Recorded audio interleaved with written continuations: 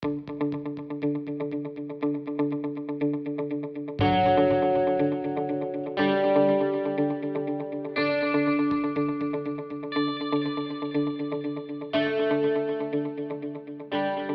à toutes et à tous. Formasup est heureux de vous présenter la plateforme MySup. Dans un premier temps, vous devez vous connecter sur mysup.fr. Identifiez-vous à l'aide de votre adresse email et de votre mot de passe.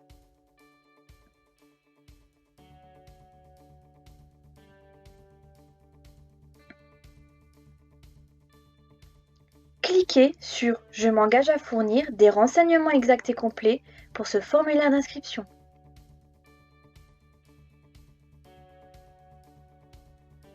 Le formulaire d'inscription se compose de 6 rubriques: mes informations personnelles, mes adresses, ma situation familiale, mon parcours, mon contrat et mes autres informations.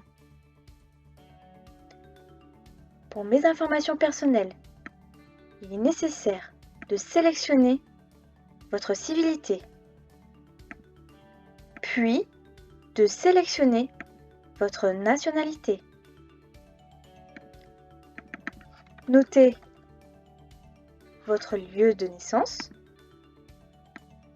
et sélectionnez votre situation familiale. Ensuite, cliquez sur « Enregistrer », puis « Suivant ».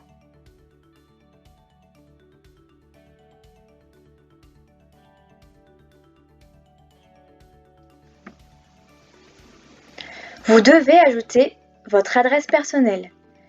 Votre adresse personnelle correspond au lieu où vous seront communiqués les documents importants après votre formation. Votre diplôme et autres documents administratifs seront envoyés à cette adresse. Vous ajoutez votre numéro et votre voix, puis votre code postal. Vous ajoutez un numéro, soit le portable, soit le fixe.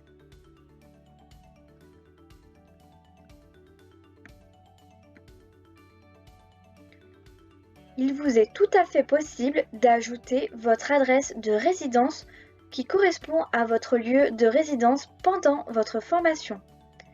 Par défaut, votre adresse de résidence est identique à l'adresse personnelle.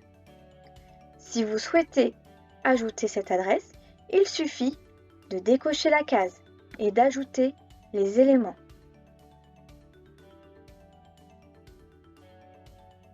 Lorsque ce formulaire est rempli, vous cliquez sur « Enregistrer », puis vous cliquez sur « Suivant ».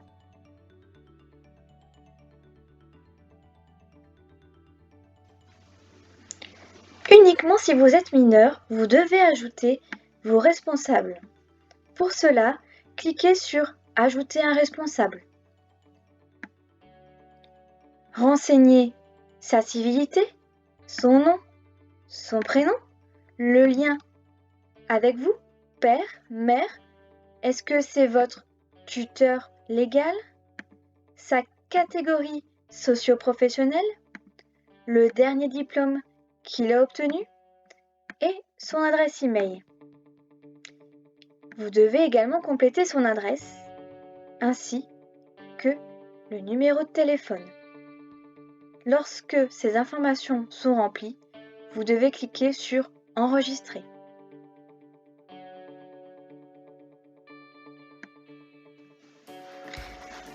Si vous êtes majeur, vous ne devez pas compléter ce formulaire. Il vous suffit de cliquer sur « Enregistrer », puis sur « Suivant ».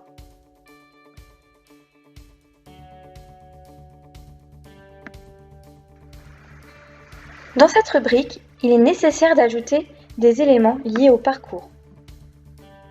Diplôme le plus élevé obtenu? Dans mon exemple, ce sera un DUT.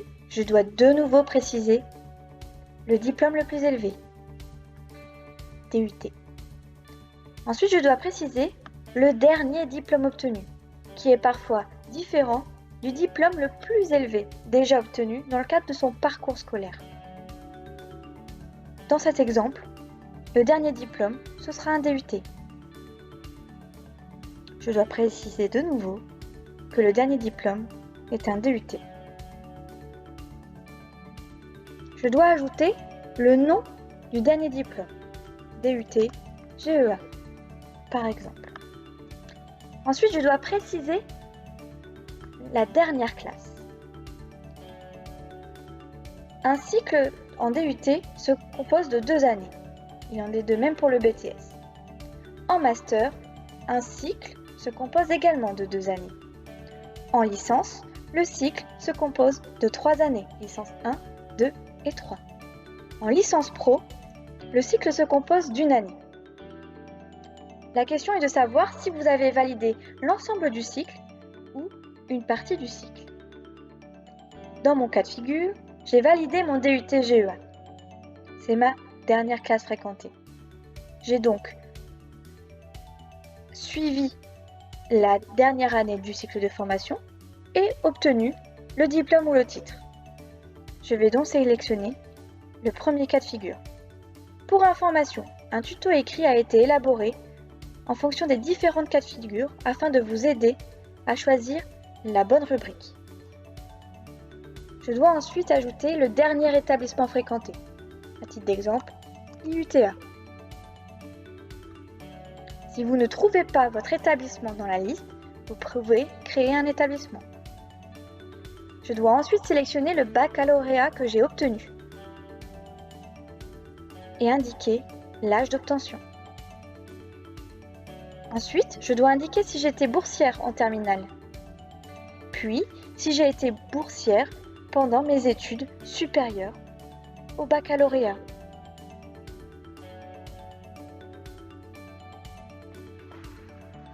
Je dois maintenant préciser mon activité l'année dernière. L'année dernière, j'étais en DUT en apprentissage. Je choisis apprentissage. Si j'avais été en formation en initiale, j'aurais choisi scolarité. Je dois de nouveau préciser. A pour apprentissage, S pour scolarité. Vous devez donc sélectionner, par exemple, pour ma part, A, deuxième année de DUT. A pour apprentissage, puis deuxième année, puisque l'année dernière j'étais en deuxième année de DUT. Si j'avais été en DUT l'année dernière en initiale, j'aurais dû choisir la lettre S et choisir deuxième année en IUT.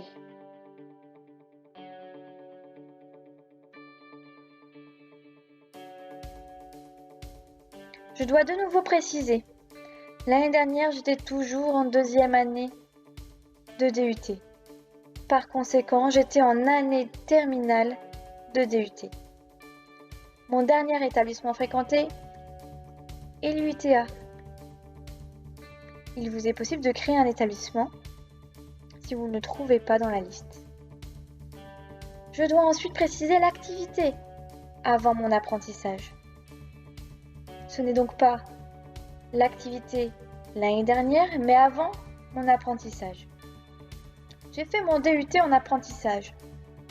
Donc mon activité avant l'apprentissage, avant le DUT, pour ma part, c'était le baccalauréat.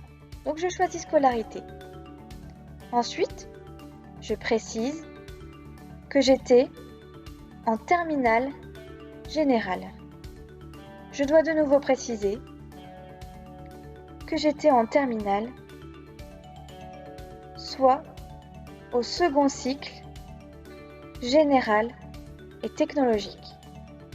Enfin, je dois toujours préciser mon statut du baccalauréat, j'étais scolaire. Ensuite, je dois cliquer sur Enregistrer. Puis,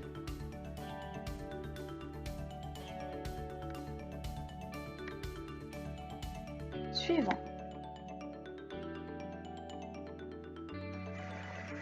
Vous devez maintenant noter les éléments liés à votre contrat. Pour cela, vous allez avoir besoin de la fiche de mission que vous aurez complétée avec votre future entreprise ou votre futur maître d'apprentissage. Vous allez avoir besoin du contact administratif pour vous accompagner à sélectionner les bonnes rubriques. Attention, j'attire votre vigilance. Les éléments sont indispensables pour élaborer votre contrat de travail ainsi que votre convention de formation. Ces deux éléments permettent le financement de votre formation. En cas d'information erronée, la formation ne sera pas financée. Vous sélectionnez dans un premier temps le secteur. Bien souvent, c'est le commerce. Le mode contractuel. Est-ce que votre contrat en apprentissage est un CDD? Si oui, c'est à durée limitée. Est-ce que votre employeur est un employeur spécifique? Dans la plupart des cas, vous devez sélectionner aucun de ces cas. Le type de contrat. Est-ce votre premier contrat d'apprentissage? Avez-vous déjà terminé un précédent contrat auprès d'un même employeur? Avez-vous terminé un précédent contrat auprès d'un nouveau employeur? Pour ma part, l'année dernière, j'étais déjà en contrat en apprentissage.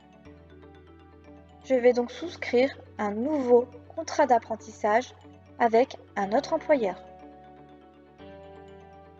Est-ce que mon contrat fait l'objet d'une dérogation, notamment au niveau de l'âge? Non, je ne sélectionne aucune case. Le poste occupé. Je note le poste que j'occuperai dans le cadre de mon contrat en apprentissage. Je note le poste. Notez la date de début de votre contrat. Puis, la date de fin de votre contrat.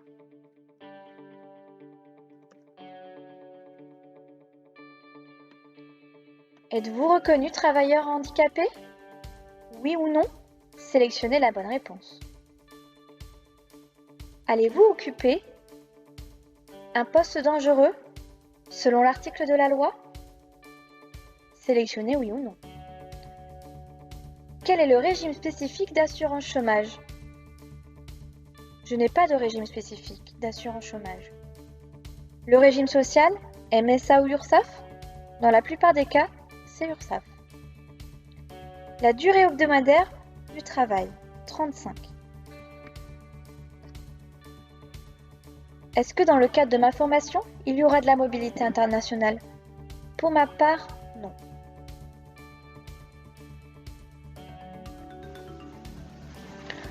Vous devez rajouter maintenant les éléments liés à votre entreprise. Tapez le numéro de SIRET. Puis, sélectionnez l'entreprise correspondante.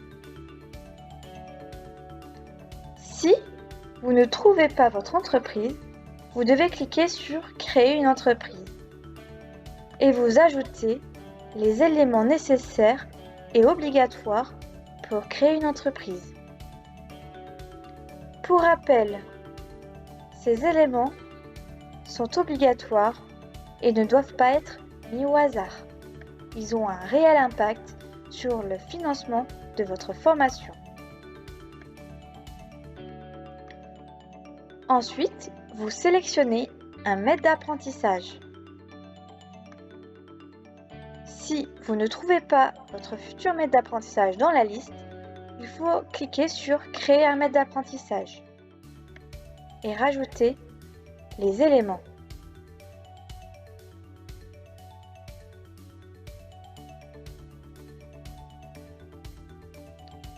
Cliquez sur « Enregistrer » puis « Suivant ».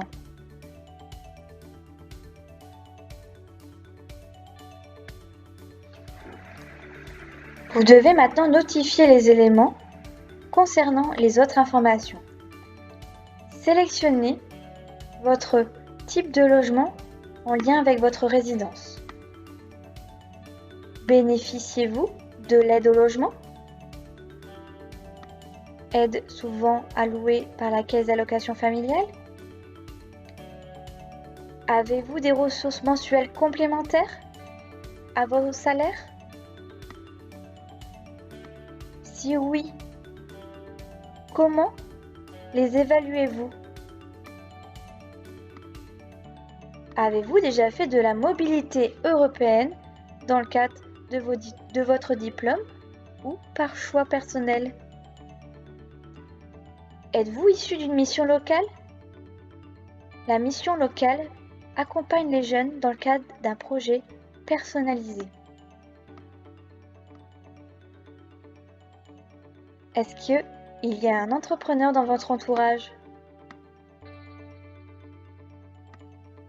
Avez-vous un projet de création ou de reprise d'entreprise? Avez-vous envie de participer à une action sur la création ou reprise d'entreprise?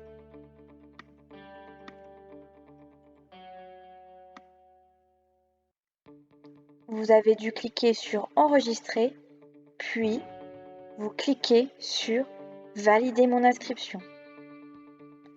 Attention, toute validation est définitive. Êtes-vous sûr que toutes vos informations sont correctes? Attention, pour rappel, pour la partie contrat, il est indispensable de ne pas mettre d'éléments au hasard. Votre inscription est terminée. Formasup vous souhaite une agréable journée.